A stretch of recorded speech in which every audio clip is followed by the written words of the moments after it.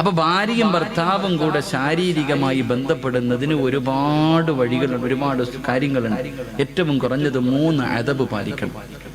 അല്ലാതെ ചുമ്മാതെ ചാടിക്കേറി ഭാര്യയാണെന്ന് പറഞ്ഞിട്ട് അതിനൊരു നിയമമുണ്ട്. ഒന്നാമത്തെ നിയമം, നീ ബിസ്മി പറഞ്ഞിട്ടേ ബന്ധപ്പെടാവൂ എന്ന് നബി മുഹമ്മദ് മുസ്തഫ. ഏത് നല്ല കാര്യം ചെയ്യുമ്പോഴും ബിസ്മി അതൊരു വല്ലാത്ത പ്രാധാന്യമാണ്. ബിസ്മി പറയാതെ ബന്ധപ്പെടാൻ കഴിയില്ല, പാടില്ല.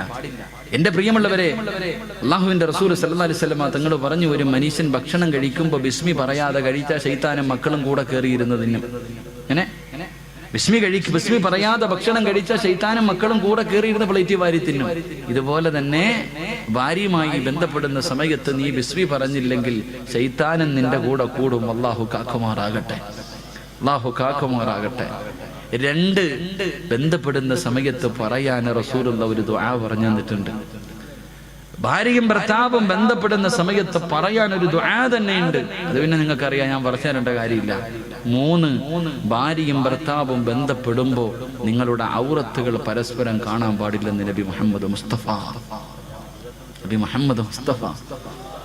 ഇതിപ്പോ ഉസ്താദേ, ഞാൻ കെട്ടിയ പെണ്ണുമ്പിള്ളയുടെ ഔറത്ത് എനിക്ക് കണ്ടുകൂടെ? അതാ ചിന്തിക്കണത്. ഭാര്യയും ഭർത്താവും ബന്ധപ്പെടുന്ന സമയത്ത് പോലും അവരുടെ ഔറത്ത് കഴിവിന്റെ പരമാവധി കാണാതിരിക്കാൻ പരിശ്രമിക്കാം. കണ്ണുക വല്ലാത്തതാ. അല്ലാഹു നമ്മളെ കാക്കുമാറാകട്ടെ. അപ്പൊ ഞാൻ വിശദീകരിക്കുന്നില്ല. ഭാര്യയും അവിടെ 3-ാമത്തെ കാര്യം, 4-ാമത്തെ കാര്യം, ഭാര്യയും ഭർത്താവും ബന്ധപ്പെടുന്ന സമയം ഇന്നമൽ അഅ്മാലു ബിന്നിയാത്ത്. ഒരു മനുഷ്യന്റെ നീയത്തിന് പ്രാധാന്യം ഉണ്ടെന്ന്. ഇപ്പൊ ഭാര്യയും ഭർത്താവും ശാരീരികമായി ബന്ധപ്പെടുമ്പോ പറയും, ഇപ്പോഴെങ്കിലും മക്കള് വേണ്ട എന്ന മനസ്സോടാ ബന്ധപ്പെടുന്നത്. പെണ്ണ് പറയണത് എനിക്ക് ഇപ്പോഴെങ്കിലും വേണ്ട, ഇനിയിപ്പോ എങ്ങനെ ലോട്ടറി അടിക്കണ പോലെ കിട്ടിക്കഴിഞ്ഞാൽ പിന്നെ മനസ്സിനകത്ത് കിട്ടി. ഭർത്താവ് പറയും, എന്തായാലും കിട്ടിയില്ല, ഇനി കൊല്ലണ്ട. ഇങ്ങനെ കിട്ടുന്ന മക്കൾ അല്ലേ? ഭാര്യ ബന്ധപ്പെടുമ്പോഴേ എനിക്ക് ഇപ്പോഴേ മക്കള് വേണ്ടാന്ന് പറഞ്ഞിട്ടാ ബന്ധപ്പെടുന്നത്. ഇനി അബദ്ധത്തിൽ എങ്ങാനും കിട്ടിപ്പോയാൽ ഭർത്താവ് പറയും, ഇനിയിപ്പോ കൊല്ലാൻ പറ്റുമോ? സഹിക്ക്. ഗർഭം വയറ്റി ചുമന്നുകൊണ്ട് നടക്കുമ്പോഴും മനസ്സില്ലാ മനസ്സോടെ കൊണ്ടടക്കണേ. പിന്നെ എങ്ങനെ നന്നാവും മക്കളെ, എന്റെ മക്കൾ? അല്ലാഹു കാക്കുമാറാകട്ടെ. അപ്പം ഭാര്യയുടെയും ഭർത്താവും വിവാഹമെല്ലാം കഴിഞ്ഞു. എന്റെ പ്രിയമുള്ള സഹോദരങ്ങളെ, പിന്നെ കാണുമ്പോൾ 1 മാസം കഴിഞ്ഞു അല്ലെങ്കിൽ 2 മാസം കഴിഞ്ഞു, പിന്നെ എല്ലാവരും ചോദിക്കുന്ന ഒരു ചോദ്യമുണ്ട്. എന്താ ചോദ്യം? ഇങ്ങോട്ട് നോക്ക്. എല്ലാരും ചോദിക്കുന്ന ഒരു ചോദ്യമുണ്ട്. എന്താ ചോദ്യം? വിശേഷമായില്ലേ? ഈ ചോദ്യം വല്ലാത്തൊരു ചോദ്യമാണ്. അവർക്ക് പിന്നെ ചില ആൾക്കാർ ഇത് ചോദിക്കാൻ വേണ്ടി അള്ളാഹു സൃഷ്ടിച്ചിട്ടുണ്ട്. അങ്ങനെ ഒരു വിഭാഗമുണ്ട്. വിവാഹം കഴിഞ്ഞാൽ പിന്നെ ചോദിക്കും. എന്റെ പ്രിയമുള്ള സഹോദരങ്ങളെ, തന്റെ പ്രിയപ്പെട്ട ഭർത്താവും ഭാര്യയും വിവാഹം കഴിഞ്ഞു. ചെറുപ്പക്കാരൻ ചിരിക്കുന്ന മുഖത്തോടെ റബ്ബേ കടയിലേക്ക് വെളിയിലേക്ക് പോയതാണ്. മാറ്റുപുഴയിലോ ചെറുവട്ടൂരോ പെരുമ്പാവൂരോ എവിടെയോ തനിക്ക് അധ്വാനിക്കാൻ ജോലിക്ക് വേണ്ടി കടന്നുപോയി. പെട്ടെന്ന് ഫോണിൽ ഒരു കോള് വരികയാ. ഭാര്യ വിളിച്ചിട്ട് പറയുന്നു, ഇക്കാ എത്രയും പെട്ടെന്ന് വീട്ടിലേക്ക് വരട്, എത്രയും പെട്ടെന്ന് വീട്ടിലേക്ക് വരട്. ഭർത്താവ് ചോദിച്ചു, എന്തേ പെണ്ണ്? ഒന്നും പറയുന്നില്ല, നിങ്ങളെ എനിക്ക് കാണണം, പെട്ടെന്ന് വീട്ടിലേക്ക് വരണം. അല്ലാഹുവേ, ബൈക്കെടുത്തിട്ട് ഓടുകയാണ്. ബൈക്കെടുത്തിട്ട് പെട്ടെന്ന് ചെറുവട്ടൂരിൽ നിന്ന് പെരുമ്പാവൂരിൽ നിന്ന് മൂവാറ്റുപുഴയിൽ നിന്ന് വീട്ടിലെന്തോ അത്യാഗതം സംഭവിച്ചതുപോലെ പെട്ടെന്ന് ഭർത്താവ് വീട്ടിലേക്ക് കടന്നു വരുമ്പോ ചിരിക്കുന്ന മുഖത്തോടെ ഭാര്യ വീടിന്റെ കവാടത്തിൽ നിൽക്കുന്നുണ്ട്. ഭർത്താവ് ചോദിച്ചു, എന്തിനാ വിളിച്ചത്? എന്തിനാ പെണ്ണെ വിളിച്ചത്? അവള് ചിരിക്കുന്നുണ്ട്, നാണം കുടുങ്ങി നിൽക്കുന്നുണ്ട്, ഒന്നും മിണ്ടുന്നില്ല. അവസാനം പുതുമണവാട്ടി പറയും, ഉമ്മയോട് ചോദിക്കാറ്. ചെറുപ്പക്കാരൻ അടുക്കളയിൽ ചെന്നിട്ട്, ഉമ്മാ എന്റെ ഉമ്മ ഫോൺ വിളിച്ചത്? ആ സമയത്ത് ഉമ്മ പറയുന്നു, മോനെ അവൾക്ക് വിശേഷമുണ്ടടാ, നിന്റെ ഭാര്യ ഗർഭിണിയാ. ഈ ഒരു മറുപടി നമ്മൾ എത്രയോ പേര് കേട്ടവരാ. ഈ ഒരു മറുപടി നമ്മൾ എത്ര പേരോ കേട്ടവരാ. അല്ലാഹുവിന്റെ റസൂല് പറയുന്നു, ഭാര്യ ഗർഭിണിയാണെന്നറിയുമ്പോ എന്ത് ചെയ്യണമെന്നറിയുമോ? ഭർത്താവിനോട് ഭാര്യ പറയുന്നു, ഞാൻ ഗർഭിണിയാണെന്ന്. ആ സമയത്ത് എന്തേ ചെയ്യേണ്ടതെന്ന് നബി മുഹമ്മദ് മുസ്തഫ. ഇന്നത്തെ കാലഘട്ടത്തിൽ കല്യാണം കഴിഞ്ഞൊരു ചെറുപ്പക്കാരൻ ഭാര്യ ഗർഭിണിയാണെന്ന് പറഞ്ഞ ഓൻ ആദ്യം ചെയ്യുന്നത് ഇതിങ്ങോട്ട് എടുക്കും, മൊബൈൽ എടുത്തിട്ട് വാട്സപ്പ് എടുത്തിട്ട്, അളിയ വൈകിട്ട് കാണണം, ചെലവുണ്ട്, ലോട്ടറി അടിച്ചു. അവസ്ഥ. മൊബൈൽ എടുത്തിട്ട് അറിയുന്നവർക്ക് എല്ലാവർക്കും താൻ്റെ ഭാര്യ ഗർഭിണിയായി, ഞാൻ വാപ്പയാകാൻ പോകുന്ന വിശേഷം, സന്തോഷം. എങ്കിൽ എന്റെ പ്രിയമുള്ള സഹോദരങ്ങളെ, ഭാര്യ ഗർഭിണിയാകുമ്പോ എന്ത് ചെയ്യണമെന്നറിയുമോ? മഹാനായ നബി മുഹമ്മദ് മുസ്തഫ നബി മുഹമ്മദ് മുസ്തഫ സല്ലല്ലാഹു അലൈഹി വസല്ലമ തങ്ങൾ പറയുകയാണ്, മഹദിയായ ഹന്നത്ത് ബീബി റളിയല്ലാഹു തആല അൻഹ റബ്ബിനോട് ദുആ ചെയ്തു നല്ല ഒരു സന്താനത്തിനെ കിട്ടാ. അവസാനം ഗർഭിണിയായി. അതാ ഗർഭിണിയായെന്ന് മനസ്സിലാകുമ്പോ ഹന്നത്ത് ബീബി റളിയല്ലാഹു തആല അൻഹ തന്റെ വയറ്റിൽ കൈവച്ചിട്ട് റബ്ബിനോട് പറഞ്ഞു, റബ്ബി ഇന്നി നദർതു ലക മാ ഫീ ബത്നി മുഹററാ. ഗർഭിണിയാണെന്നറിഞ്ഞപ്പോ ഹന്നത്ത് ബീബി അല്ലാഹുവോട് പറഞ്ഞു, അല്ലാ, എന്റെ വയറ്റിൽ കിടക്കുന്ന കുഞ്ഞിന് ഞാൻ പള്ളിക്ക് നേർച്ച ചെയ്തിരിക്കുന്നു റബ്ബേ. എന്റെ പ്രിയമുള്ള പെങ്ങളെ, ഖുർആനിൽ ഒരു സൂറത്തിന്റെ പേരെന്തെന്നറിയുമോ? ഒരു സൂറത്തിന്റെ പേര് തന്നെ മറിയമെന്നാ. അല്ലാഹു പറഞ്ഞു, മറിയമിനെ കണ്ടുപഠിക്കണം. എന്റെ പ്രിയപ്പെട്ട ലോകത്തുള്ള സർവ്വ മുസ്ലിമീ പെണ്ണുങ്ങളോട് അള്ളാന്റെ ഖുർആൻ പറഞ്ഞു, 2 പെണ്ണുങ്ങളെ നീ റോൾ മോഡാക്കണം. സീരിയൽ നടിമാരെയല്ല, സിനിമാ നായികമാരെയല്ല, നീ ജീവിതത്തിൽ കണ്ടുപഠിക്കേണ്ടത് 2 പെണ്ണുങ്ങളെയാ. 2 പാവപ്പെട്ട പെൺകുട്ടികളെ നീ കണ്ടുപഠിക്കണം. 2 പെണ്ണുങ്ങളെ പോലെ നീ ആകാൻ പാടില്ല. ഒന്നാമത്തെ പെണ്ണ് മഹദി ആസിയ, ഫിർഔനിന്റെ ഭാര്യയായ ആസിയ ബീവി മരിക്കുന്ന സമയത്ത് ബൈതം ഫിൽ ജന്ന, എനിക്ക് സ്വർഗത്തിൽ ഒരു കൊട്ടാരം തരണേ അല്ലോ എന്ന് ചോദിച്ചിട്ട് പോയ ആസിയ, നാളെ സ്വർഗത്തിൽ അല്ലാഹുവിന്റെ റസൂൽ വിവാഹം കഴിക്കുന്ന ആസിയ. 2 മഹദിയായ മറിയം ബീബി റളിയല്ലാഹു തആല അൻഹ, ഈസാ നബിയുടെ പറ്റുമ്മ മറിയം ബീബി റളിയല്ലാഹു തആല അൻഹ ദുആ ചെയ്തിട്ട് വാങ്ങിയ മോളാ മോള്. അല്ലാഹുവേ, ഉമ്മ ദുആ ചെയ്തിട്ട് നേടിയെടുത്ത പൊന്നുമോള. അതുകൊണ്ട് ചെറുപ്പക്കാരാ, നിന്റെ ഭാര്യ ഗർഭിണിയാണെന്നറിഞ്ഞ നീ പറയേണ്ടത് എന്തെന്നറിയുമോ? വലമ്മാ അസ്കർത ദഅവല്ലാഹ റബ്ബഹുമാ ലഇൻ അതൈതനാ സ്വാലിഹാ വനകൂന മിനസ്സാകിരീൻ. ഭാര്യയുടെ വയറ്റിൽ കൈവച്ചിട്ട്, ഭർത്താവ് ഗൾഫിലാണെങ്കിൽ പെണ്ണ് നീ നിന്റെ വയറ്റിൽ കൈവച്ചിട്ട് അല്ലാഹുവോട് പറയണമല്ലാ, ഇതിനെ ദുനിയാവിലും ആഖിറത്തിലും ഉപകരിക്കുന്നതാക്കി തരണേ അല്ലാ, ഇതിനെ സാലിഹാക്കണേ അല്ലാ, ഇതിനെ സാലിഹാക്കണേ അല്ലാ, ഇതിനെ ഹാഫിളാക്കണേ അല്ലാ, ഇതിനെ ആലിമാക്കണേ അല്ലാ, ഇതിനെ ആബിദാക്കണേ അല്ലാ. എന്നിട്ട് പറയണം, വനകൂന മിനസ്സാകിരീൻ, ഇതിനെ സ്വാലിഹാക്കി തന്ന ഞാൻ നിന്നോട് നന്ദിയുള്ള അടിമയാകുമല്ലോ.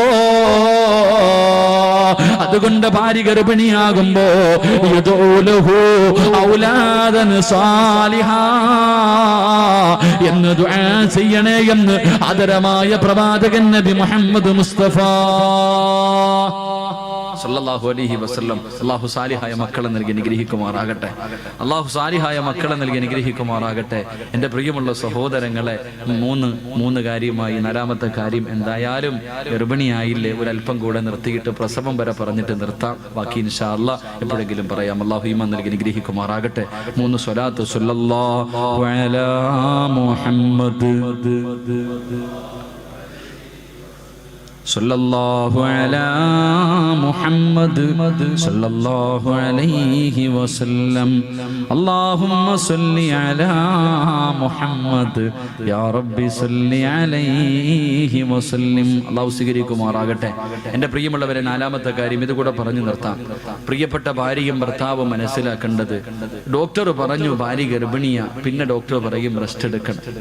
പിന്നെ ഭർത്താവ് താഴെയും വെക്കൂല തലയിലും വെക്കൂല, അങ്ങനത്തെ അവസ്ഥയാ. ഭാര്യയോട് പറയും, ഇനി തിന്നാനും കുളിക്കാനും ബാത്റൂമിൽ പോകാനും മാത്രം എഴുന്നേറ്റാൽ മതി, ബാക്കി സമയം മുഴുവനും ഒരു കിടപ്പ് തന്നെ. എൻ്റെ പ്രിയമുള്ള സഹോദരങ്ങളെ, മക്കളെ നന്നാക്കാൻ തുടങ്ങേണ്ടത് എപ്പോൾ മുതലെന്നറിയുമോ? നീ ഗർഭിണിയായിരിക്കുന്ന സമയം മുതലാണ്. എൻ്റെ പ്രിയമുള്ള സഹോദര, ബക്കറ്റ് എടുക്കാൻ പറയും. ഇതിനും കൂടെ 5 മിനിറ്റും കൂടെ ഇവരൊക്കെ ഇരുന്നോട്ടെ, അല്ലെങ്കിൽ ഇപ്പോൾ എഴുന്നേറ്റ് വെക്കും. ബക്കറ്റ് എടുത്ത് കഴിഞ്ഞാൽ ആൾക്കാർ എഴുന്നേറ്റ് പോകും. ഇൻഷാ അല്ലാഹ്.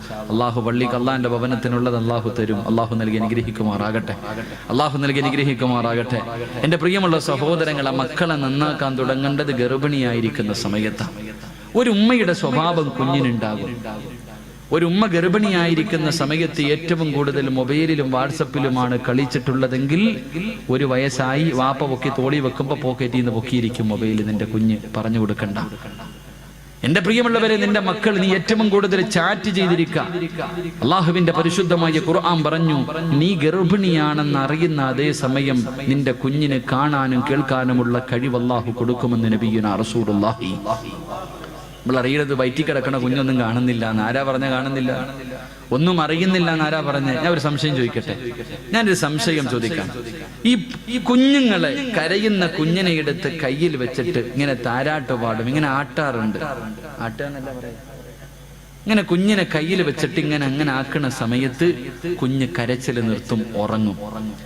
ഇങ്ങനെ ആട്ടിയാൽ കുഞ്ഞ് ഉറങ്ങുമെന്നുള്ള ഇൽമ എവിടെ നിന്നാ പഠിച്ചത്? നിങ്ങൾ മനസ്സിലാക്കി. എല്ലാവരും കുഞ്ഞിനെ എടുത്ത് കയ്യിൽ ആരെങ്കിലും പഠിപ്പിച്ചു കൊടുത്തിട്ടുണ്ടോ കുഞ്ഞിനെ ഇങ്ങനെ ആട്ടാൻ? ഇല്ല. കയ്യിലെടുത്ത് വെച്ച് ആട്ടിയാൽ ഉടനെ കുഞ്ഞ് കരച്ചിൽ നിർത്തും, ഉറങ്ങാറുണ്ട്. ഇത് എവിടെ നിന്ന് കിട്ടിയ ഇൽമ? എന്റെ പെങ്ങളെ, നീ ഹോസ്പിറ്റലിൽ പോയപ്പോ ഡോക്ടർ പറയും വെള്ളം കുറവാ, ഇത്തിരി കൂടെ കുടിച്ചോളാം. എന്റെ പെങ്ങളെ, നിന്റെ വയറ്റിനകത്ത് നിന്റെ കുഞ്ഞ് നിന്റെ ഗർഭപാത്രത്തിൽ വെള്ളത്തിനകത്ത് കിടന്ന് ആടി പഠിച്ചിട്ടുണ്ട്. ഇങ്ങനെ നീ അങ്ങോട്ടും ഇങ്ങോട്ടും നടക്കുമ്പോഴും മറിഞ്ഞു കിടക്കുമ്പോഴും തിരിഞ്ഞു കിടക്കുമ്പോഴും ഈ കുഞ്ഞു വയറ്റിന്റെ അകത്ത് കിടന്ന് ഇങ്ങനെ ആടി പഠിച്ചിട്ടുണ്ട്. അതുകൊണ്ടാ നീ ഇങ്ങനെ ആട്ടുന്ന സമയത്ത് നിന്റെ കുഞ്ഞുറങ്ങുന്നത്. അല്ലാഹു ഈമാൻ നൽകി അനുഗ്രഹിക്കുമാറാകട്ടെ. ഖുർആനാ പറഞ്ഞത്, ഇന്നാ ഖലഖനൽ ഇൻസാന മിൻ നുത്ഫത്തിൻ അംശാജിൻ നബ്തലി ഫജഅൽനാഹു സമീഅൻ ബസീറ. അല്ലാഹു കാണാനും കേൾക്കാനുമുള്ള കഴിവ് നിന്റെ കുഞ്ഞിന് കൊടുത്തിട്ടുണ്ട്. അതുകൊണ്ട് നീ സംസാരിക്കുമ്പോ, നീ ഭർത്താവിനോട് സംസാരിക്കുമ്പോ നീ ശ്രദ്ധിക്കണം, ഒരാളുകൂടെ വയറ്റിന്റെ ഉള്ളിലുണ്ട്, ഒരാളുകൂടെ വയറ്റിന്റെ ഉള്ളിലുണ്ട്. അല്ലാഹുവേ പടച്ചവനെ, മഹാനായ ഇമാമുനാ സാഫി റളിയല്ലാഹു തആല അൻഹു, മഹാനായ ഇമാമുനാ സാഫി റളിയല്ലാഹു തആല അൻഹു 6ാമത്തെ വയസ്സിൽ അല്ലാഹുവിന്റെ ഖുർആൻ മുഴുവനും കാണാതെ പഠിച്ചു. അല്ലാഹുവിന്റെ ഖുർആൻ മുഴുവനും 6ാമത്തെ വയസ്സിൽ കാണാതെ പഠിച്ചു. ആ ഖുർആനിന്റെ അർത്ഥവും പഠിച്ചു. 6 വയസ്സേ ആയുള്ളൂ. എങ്ങനെ പഠിച്ചു മോളെ, നീ ഗർഭിണിയായിരുന്ന സമയത്ത് എത്ര ഖത്തം ഓതിയിട്ടുണ്ട്? അല്ലാഹുവിന്റെ ഖുർആൻ നീ ഒന്ന് കൈകൊണ്ടെങ്കിലും തൊട്ടു നോക്കിയിട്ടുണ്ടോ? അല്ലാഹുവേ, ശാഫി റളിയല്ലാഹു തആല അൻഹുവിന്റെ ഉമ്മ എത്രയോ ഖത്തം ഓതി. തന്റെ കുഞ്ഞിന് ഒളുവില്ലാതെ ഒരിക്കൽ പോലും പാല് കൊടുത്തിട്ടില്ല. തന്റെ ഉമ്മയുടെ വയറ്റിൽ കിടന്നപ്പോഴേ ഖുർആൻ ഓതുന്നത് കേട്ട് വളർന്ന മകനാട് എന്ന് ചരിത്രം നമുക്ക് പഠിപ്പിച്ചു തരുമ്പോ, അല്ലാഹുവേ, ഇന്ന് റൂമിനകത്തിരുന്ന് അടുക്കളയിൽ പോകണ്ട, ഒരു ജോലിയുമില്ലാതെ വരുമ്പോ മൊബൈൽ എടുത്തിട്ട് കുത്തുന്ന പെണ്ണ്, കൂട്ടുകാരോട് ചാറ്റ് ചെയ്യുന്ന പെണ്ണ്, പഴയ കാമുകന്മാരെ തെരഞ്ഞു നടക്കുന്ന പെണ്ണ്, 18 വയസ്സ് പ്രായമായ നിന്റെ മോളും പോകും പെങ്ങളെ. അതുകൊണ്ട് എന്റെ പ്രിയപ്പെട്ട പെങ്ങളോട് പറയുകയാ, അല്ലാഹനെ പേടിച്ച് ജീവിക്കുമോള്. നീ ഗർഭിണിയായിരിക്കുന്ന സമയത്ത് നിസ്കരിച്ചിട്ടുണ്ടോ? നിന്റെ മോളും നിസ്കരിക്കും. നീ ഖുർആൻ ഓതിയിട്ടുണ്ടോ? നിന്റെ മോളും ഖുർആൻ ഓതും. നീ അല്ലാഹനെ പേടിച്ച് ജീവിച്ചിട്ടുണ്ടോ? നിന്റെ കുഞ്ഞും അല്ലാഹനെ പേടിച്ച് ജീവിക്കും. പക്ഷേ ആ സമയത്ത് നീ പടച്ച റബ്ബിനെ മറന്നിട്ടുണ്ടോ? നീ ഫേസ്ബുക്കിലും വാട്സപ്പിലുമാണ് നിന്റെ ജീവിതം തെള്ളി നീക്കിയതെങ്കിൽ, നീ ടിവിയുടെ മുന്നിലിരുന്നാണ് സമയം കളഞ്ഞതെങ്കിൽ, നിന്റെ മക്കളും ടിവിയുടെ ഫ്രണ്ടിൽ നിൽക്കുമ്പോ, നിന്റെ മക്കളും തലതിരിഞ്ഞു പോകുമ്പോ കരഞ്ഞിട്ട് കാര്യമില്ല, പൊട്ടിക്കരഞ്ഞിട്ട് കാര്യമില്ല, വിളിച്ചു കൂപിയിട്ട് കാര്യമില്ല. നന്നാക്കാൻ തുടങ്ങേണ്ടത് അവിടെ നിന്നാ പൊന്നുമോള്. അതുകൊണ്ട് എന്റെ പ്രിയമുള്ള സഹോദരങ്ങളോട് സഹോദരിമാരോട് അല്ലാഹുവിന്റെ പരിശുദ്ധമായ ഖുർആൻ പറയുകയാ, എന്റെ പ്രിയമുള്ളവരെ, നമ്മുടെ മക്കളുണ്ടല്ലോ, അവരെല്ലാം പഠിക്കുന്നുണ്ട്. പഠിച്ചവനെ, ഇന്നത്തെ യുവതലമുറയുണ്ടല്ലോ, 18 വയസ്സ് 19 വയസ്സ്. ഇന്നലെയും ഒരു ചെറുപ്പക്കാർ, ഉസ്താദേ, എന്റെ പെങ്ങള് 10ാം ക്ലാസ്സിലാ പഠിക്കുന്നത്. ഉസ്താദേ, നാട്ടുകാരുടെ മുന്നിൽ തല ഉയർത്താൻ കഴിയുന്നില്ല. ഒരു മുസ്ലിമായ ചെറുപ്പക്കാരന്റെ കൂടെ തിയേറ്ററിൽ നിന്ന് നാട്ടുകാരെ പിടിച്ചിരിക്കുകയാ. ഉസ്താദേ, എന്റെ വാപ്പയുടെ ഒരു സൈഡ് മുഴുവനും തളർന്നു പോയി. പൊട്ടിക്കരഞ്ഞുകൊണ്ട് ഒരു പാവപ്പെട്ട ചെറുപ്പക്കാരൻ പൊട്ടിക്കരയുമ്പോ അവള് പറയുന്ന, എനിക്ക് അവനെ തന്നെ മതി. 10ാം ക്ലാസ്സിൽ പഠിക്കുന്ന പെണ്ണ് പറഞ്ഞെനിക്ക് അവളെ തന്നെ മതി. അവള് പറയുന്ന എനിക്ക് അവനെ തന്നെ മതി. പൊട്ടിക്കരയുന്ന മാതാപിതാക്കൾ, അല്ലാഹുവേ, തലശ്ശേരിയിലുള്ള ഒരു പെണ്ണ് പോകുന്നത് നമ്മൾ കണ്ടതല്ലേ? തലശ്ശേരിയിലുള്ള ഒരു പെണ്ണ്, പടച്ചവനെ, മോളെ റാഹില പോകല്ലേ, മോളെ റാഹില പോകല്ലേ. ഒരു വാപ്പ കടം ഞാനും നിങ്ങളും കേട്ടതാ. എന്നിട്ടും അവൾ ഇറങ്ങിപ്പോയല്ലോ. അവളുടെ അവസാനം എങ്ങനെയായിരിക്കുമെന്നറിയുമോ? എന്റെ പ്രിയമുള്ളവരെ, അതുപോലെ ലോകത്താദ്യമായിട്ട് വിളിച്ചതാരാ? മോളെ റാഹില പോകല്ലേ എന്ന് ഒരു വാപ്പ തന്റെ പൊന്നാര 18 കൊല്ലം പോറ്റി വളർത്തിയ പൊന്നുമോള് യാചിക്കുന്നത്, മകളോട് യാചിക്കുന്നത് കണ്ടവര് ലോകത്താദ്യമായിട്ട് എങ്ങനെ വിളിച്ചതാരെന്നറിയോ? മഹാനായ ശൈഖുൽ അംബിയാ നൂഹ് നബി അലൈഹിസ്സലാം. മക്കളെ നല്ല നിലയിൽ വളർത്തിയിട്ട് മക്കളെ കണ്ടവന്റെ കൂടെ ഇറങ്ങി പോകുമ്പോ കരയല്ലേ വാപ്പാ? എന്തിനാ നീ കരയുന്നത്? പോറ്റി വളർത്തിയ മക്കള് നിന്നെ വേണ്ടെന്ന് പറഞ്ഞ് കാമുകന്റെ കൂടെ കയ്യിൽ പിടിച്ചിറങ്ങി പോകുമ്പോ കരയല്ലേ ഉപ്പാ, കരയല്ലേ ഉമ്മ? അല്ലാഹുവിന്റെ പരിശുദ്ധമായ ഖുർആൻ നിനക്കൊരു ചരിത്രം പറഞ്ഞു തരുന്നുണ്ട്. ഒരു വാപ്പയുടെ ചരിത്രം പറഞ്ഞു തരുന്നുണ്ട്. ഏത് വാപ്പയും അറിയുമോ? മഹാനായ നൂഹ് നബി അലൈഹിസ്സലാം 950 വർഷക്കാലം പടച്ചവന്റെ ദീനിന് വേണ്ടി ദഅവത്ത് നടത്തിയിട്ട് തന്റെ ഭാര്യയും മകനും പോലും അല്ലാഹനെ കൊണ്ട് വിശ്വസിച്ചില്ല. അവസാനം 73 പേരാണാകെ വിശ്വസിച്ചത്. അല്ലാഹുവേ, അവിടുന്ന് ദുആ ചെയ്തു, അല്ലാ, ഇവന്മാരെ ഒരെണ്ണത്തിനെ പോലും നീ ബാക്കി വെക്കല്ലേ പടച്ചവര്. നൂഹ് നബി അലൈഹിസ്സലാമിനോട് അല്ലാഹു പറഞ്ഞു, നൂഹേ, നിന്നെ കൊണ്ട് വിശ്വസിച്ചവരെയും കൊണ്ട് കപ്പലിൽ കയറ്റിക്കെട്ട് നീ തുടങ്ങിക്കോ. തൂഫാൻ എന്ന് പറയുന്ന ജലപ്രളയമുണ്ടായി. നൂഹ് നബി തന്റെ പൊന്നാര് തന്റെ കൂടെ വന്നവരെ മുഴുവനും അല്ലാഹനെ കൊണ്ട് വിശ്വസിച്ചവരെ മുഴുവനും കപ്പലിൽ കയറ്റിക്കെട്ട് യാത്ര ഇങ്ങനെ തുടങ്ങുമ്പോ തന്റെ പൊന്നാര മകനുണ്ടല്ലോ വെള്ളത്തിൽ കിടന്നു മുങ്ങുകയാ, മരണത്തോട് മല്ലടിക്കുകയാണ്. ആ സമയത്ത് ആ വാപ്പ വിളിച്ച വിളിയാട്, യാ പുനയ്യാ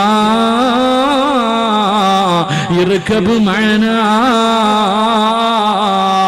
ആ വാപ്പയാ ആദ്യമായിട്ട് വിളിച്ചത് യാ ബുനയ്യാ, ഏ പൊന്നുമോനെ, പൊന്നുമോനെ, ഇർകബ് മഅനാ, ഒന്ന് കേറടാ, വാപ്പയുടെ കൂടെ കേറടാ, ഇല്ലെങ്കിൽ ചത്തുപോകുമടാ, ഇല്ലെങ്കിൽ നീ ചത്തുപോകുമടാ, നശിച്ചു പോകുമടാ. വാപ്പ തന്റെ പൊന്നാര മകനെ സ്നേഹത്തോടെ വിളിച്ചപ്പോ അവിടെന്ന് പറഞ്ഞ മറുപടി എന്തെന്നറിയുമോ? വാപ്പാ, ആ കാണുന്ന പർവ്വതത്തിന്റെ മുകൾ തട്ടിൽ കയറിയിട്ട് ഞാൻ രക്ഷപ്പെടുമെന്ന് വാപ്പയോട് പറയുമ്പോ അല്ലാഹുവിന്റെ ഖുർആൻ പറയുകയാ, ഒറ്റ സെക്കൻഡ് കൊണ്ടെല്ലാം കഴിഞ്ഞു. തന്റെ പ്രിയപ്പെട്ട പൊന്നുമോന് വെള്ളത്തിൽ ചത്തു മലർന്നു കിടക്കുന്നത് കണ്ടപ്പോ അല്ലാഹുവേ, എത്ര ദ്രോഹം ചെയ്തവനാണെങ്കിലും മകനാണല്ലോ. നൂഹ് നബിയുടെ കണ്ണ് നിറഞ്ഞു, നൂഹ് നബിയുടെ കണ്ണ് നിറഞ്ഞു. അല്ലാഹുവേ, റൂഹുൽ അമീൻ മലക്ക് ജിബ്രീൽ അലൈഹിസ്സലാം ഇറങ്ങി വന്നിട്ട് അവിടെന്ന് പറഞ്ഞു കൊടുത്ത മറുപടി എന്തെന്നറിയുമോ? എന്റെ പ്രിയപ്പെട്ടവരോട്, മക്കളെ നല്ല രീതിയിൽ പോറ്റി വളർത്തിയിട്ട് നിന്റെ മക്കളെ തലതിരിഞ്ഞു പോയാ അവര് കാരണം കണ്ണുനീര് കുടിക്കേണ്ട ഗതി വന്നാ, കള്ള കുടിച്ച് വീട്ടിലേക്ക് കയറി വന്നു നിന്നെ തല്ലുന്ന മക്കള് നിന്നെ വീട്ടിലുണ്ടോ? പ്രായമായവരെ വീട്ടിൽ നിന്ന് അടിച്ചിറക്കുന്ന മക്കളുണ്ടോ? നിന്നെ കണ്ണുനീര് കുടിപ്പിക്കുന്ന മക്കളുണ്ടോ? നിന്നെ പട്ടിണിക്കിടുന്ന മക്കളുണ്ടോ? കുത്തുവാക്കും പരിഹാസവും പറയുന്ന മക്കളുണ്ടോ? എന്നെ നശിപ്പിച്ചത് ഉമ്മ നിങ്ങളോടെന്ന് മുഖത്ത് നോക്കിയിട്ട് വാപ്പയോടും ഉമ്മയോടും പറയുന്ന മക്കളുണ്ടോ? കരയല്ലേ ഉമ്മ, കരയല്ലേ ഉപ്പാ. അല്ലാഹുവേ, നൂഹ് നബിയോട് ജിബ്രീൽ പറഞ്ഞ മറുപടി എന്തെന്നറിയുമോ? വലൈസ മിൻ അഹ്ലി, നബിയേ, ഇവൻ നിങ്ങളുടെ കുടുംബത്തിൽ പിറന്നവനല്ല, ഇവള് നിന്റെ കുടുംബത്തിൽ പെട്ടതല്ല. ജനിച്ചെന്നേ വിള്ളമ്മ, ജനിച്ചെന്നേ വിള്ളമ്മ.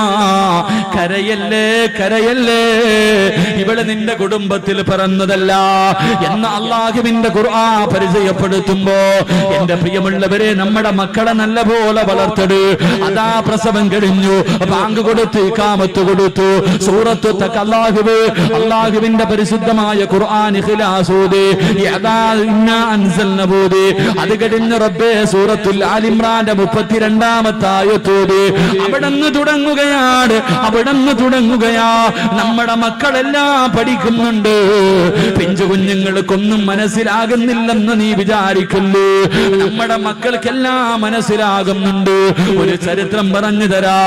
നമ്മുടെ മക്കൾക്ക് എല്ലാം മനസ്സിലാകുന്നുണ്ട്. കൊച്ചിലെ ശീലം ചുടല വരെയാണെന്ന് ചുമ്മാ അതല്ല പറയുന്നത്. എന്റെ പ്രിയമുള്ളവരെ,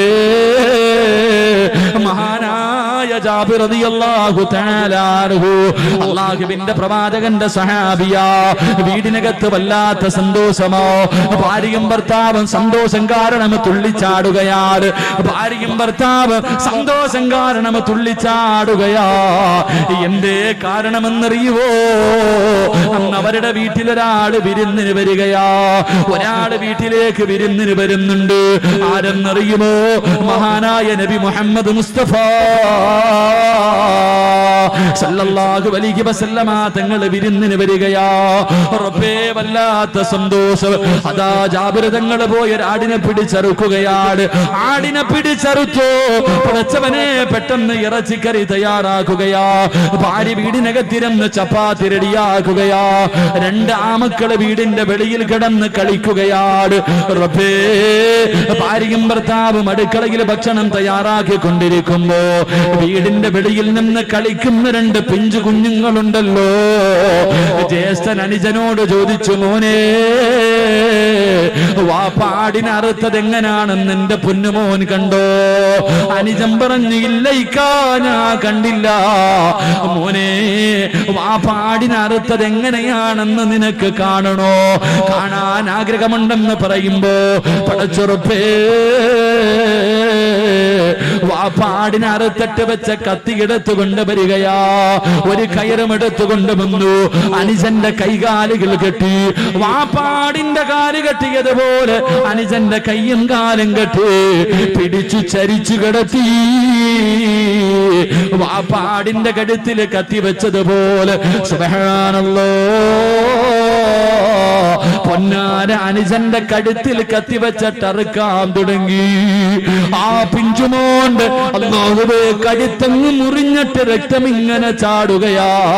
കൈകാലുകളിട്ടടിക്കുകയാ. മരണവേദനയിൽ കിടന്ന് പിടയുകയാ. തന്റെ പൊന്നാര അനുജന മരണത്തോട് മല്ലടിക്കുന്ന കാഴ്ച കാണുമ്പോ കയ്യിലിരിക്കുന്ന കത്തികെടുത്ത് വലിച്ചെറിഞ്ഞിട്ട് ആ പിഞ്ചുമോനോടുകയാണ്. റബ്ബേ, കടുത്തട്ട പൊന്നുമോര് അവിടെ കിടന്ന് മരണപ്പെടുകയാ. 2ാമത്തെ മൂത്തവനോട് ഉയരമുള്ള സ്ഥലത്തേക്ക് ഓടിക്കേറുകയാണ്. ഉയരമുള്ള സ്ഥലത്തേക്ക് ഓടിക്കേറുകയാ. കാല് തെറ്റിയിട്ട് താഴെ വീടൂ. കാല് തെറ്റിയിട്ട് താഴെ വീടൂ. അല്ലാഹുവേ, തല വന്ന് കല്ലിലടിച്ചിട്ട് അവന്റെ തല പൊട്ടിയിട്ട് രക്തം കുളിച്ചിട്ട് രക്തം തലയിൽ നിന്നൊലിച്ചിട്ട് അവനും അവിടെ കിടന്ന് മരണപ്പെടുകയാ. ഭാര്യയും ഭർത്താവ് റസൂലുള്ളാഹിന് കൊടുക്കാ വീടിനകത്ത് ഭക്ഷണം ഉണ്ടാക്കിക്കൊണ്ടിരിക്കുമ്പോ 2 പൊന്നാര മക്കള് വീടിന്റെ വെളിയിൽ കുളിച്ച് കിടക്കുകയാ. അവസാനം നെയ്തീർന്നു. വാങ്ങുന്നതിന് വേണ്ടി ഭാര്യ വീടിന്റെ വെളിയിലേക്ക് ഇറങ്ങുമ്പോ സുബ്ഹാനല്ലാഹ്, ഒരുമ്മ കാണാൻ പറ്റാത്ത കാഴ്ചയാണല്ലോ. നൊന്ത് പ്രസവിച്ച പൊന്നുമോന്റെ തല അറ്റ് കിടക്കുകയാ. അല്ലാഹുവേ, പൊന്നുമോന്റെ മയ്യത്തിന്റെ മുന്നിലിരുന്ന് കരയുകയാണ്. ആ ഉമ്മ എന്ത് ചെയ്യണമെന്നറിയുന്നില്ല, എന്ത് പറയണമെന്നറിയുന്നില്ല. തന്റെ പൊന്നാര മകന്റെ മയ്യത്തിന്റെ മുന്നിലിരുന്ന് കരയുകയാ. കുറെ സമയം കഴിഞ്ഞു. അവിടുന്ന് ചിന്തിച്ചു, അല്ലാ, എന്റെ ഭർത്താവിനോട് പറയാൻ പാടില്ലല്ലോ.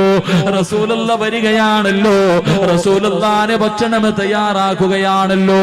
ഞാൻ എന്തിനാ കരയുന്നത്? അല്ലാഹു തന്നത് അല്ലാഹു തന്നെ തിരിച്ചെടുത്തല്ലോ. ഇത് റബ്ബ് തരുന്ന പരീക്ഷണമാണല്ലോ. ഇത് റബ്ബ് തരുന്ന പരീക്ഷണമാണല്ലോ. അല്ലാഹുവേ, തന്റെ പൊന്നുമകന്റെ മയ്യത്തെടുത്ത് മാറ്റിക്കിടത്തി തുണിയെടുത്ത് പുതച്ചിട്ടു. മുന്നോട്ട് നടക്കുമ്പോ 2ാമത്തെ മകനും കിടക്കുകയാ. തന്റെ പൊന്നാര മകന് അവനെയും എടുത്തുകൊണ്ടുവന്ന് കൂടെ കിടത്തിയിട്ട് കണ്ണുനീര് തുടച്ചിട്ട് അടുക്കളയിൽ ഭർത്താവിന്റെ കൂടെ പോയിരിക്കുകയാണ്.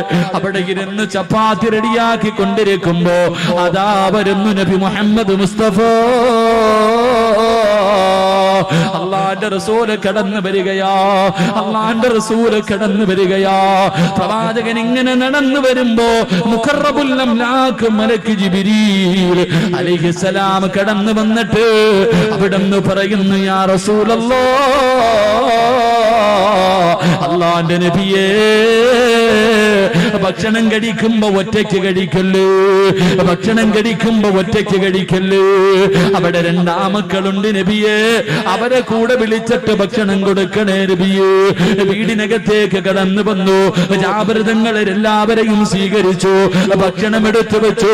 കഴിക്കാ സമയമായപ്പോ റസൂലുള്ള വിളിക്കുന്നു, ജാബിറേ, ആ മക്കളുണ്ടല്ലോ, വിളിക്ക് ജാബിറേ. അള്ളാന്റെ റസൂല് പറഞ്ഞു തീരേണ്ട താമസം ജാബിർ ഒന്നും അറിഞ്ഞിട്ടില്ല. ഭാര്യയോട് പറഞ്ഞു, പെണ്ണ്, മക്കളെ റസൂലുള്ള വിളിക്കുന്നു, വിളിച്ചു കൊണ്ടുവാ. ആ പെണ്ണ് പറഞ്ഞില്ല, ഭക്ഷണം കഴിക്കാൻ പറ. രണ്ടാമതും വിളിച്ചു, മൂന്നാമതും വിളിച്ചു. അവസാനം ഭാര്യ മറുപടി പറഞ്ഞപ്പോ ജാബിർ വല്ലാത്ത ദേഷ്യം തോന്നി. പടച്ചുറപ്പ്, ഭാര്യ ഭർത്താവിന്റെ കയ്യിൽ പിടിച്ച് വീടിന്റെ വെളിയിലേക്ക് കൊണ്ടുവന്നിട്ട് പുതച്ചിട്ടിരിക്കുന്ന തുണിയങ്ങ് മാറ്റേണ്ട താമസമുണ്ടല്ലോ. ജാബിർ തങ്ങളുടെ ഹൃദയം പൊട്ടുകയാ. രണ്ട് മക്കള് രക്തത്തിൽ കുളിച്ച് മരിച്ചു കിടക്കുന്ന കാഴ്ചയാ. തന്റെ പൊന്നാര മക്കളുടെ മയ്യത്തിന്റെ മുന്നിൽ ഇരുന്നിട്ട് കരയുകയാണ്.